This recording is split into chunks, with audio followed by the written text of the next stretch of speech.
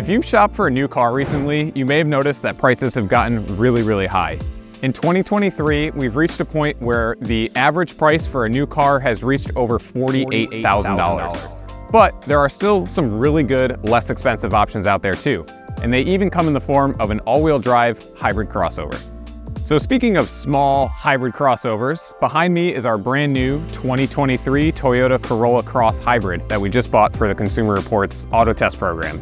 We paid $31,795 with destination for a mid-level LE trim, and that compares to about $28,000 that we paid for the non-hybrid Corolla Cross that we tested, which had all-wheel drive and was also an LE trim. We test a lot of hybrid and non-hybrid versions of the same car, and a lot of the time we find that the hybrid version is pretty much a no-brainer. It's quieter, it's quicker, and of course more efficient. And that's still true with the Corolla Cross hybrid, but the transformation is a little more subtle. So of course, with this being a hybrid, the biggest difference is under the hood. It makes 196 horsepower with its hybrid powertrain, which compares to 169 horsepower for the regular non-hybrid Corolla Cross. And we found the regular version was kind of slow and certainly didn't accelerate that quickly. So with that extra power, it's much quicker, it's smoother to drive, and it's definitely appreciated when you're trying to merge and cross out into traffic.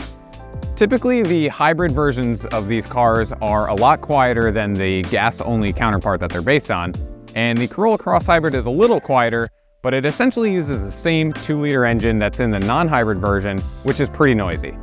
So the EPA rates the car for 42 miles per gallon combined, which is awesome for a crossover of this size. And when we tested the regular non-hybrid version, we got 28 miles per gallon combined. And we'll do our own testing on this too and see how accurate the EPA's numbers are.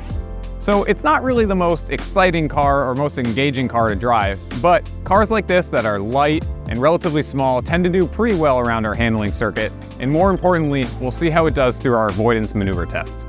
Although the hybrid version is great so far, it's not perfect. I noticed that Toyota decided to not include a spare tire, and that's because the high voltage cable that runs from the battery that's under the rear seat goes into the spare tire area and then through the floor to the rear motor. So there's wiring where the spare tire could potentially go.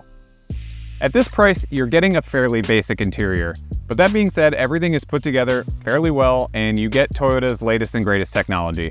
There are some other competitors out there that are a little more flashy and offer a little bit more flair, but everything in here is pretty easy to use. And we see that with Toyotas. They tend to score pretty well in our testing for usability and distraction, so we'll see if this car is the same way.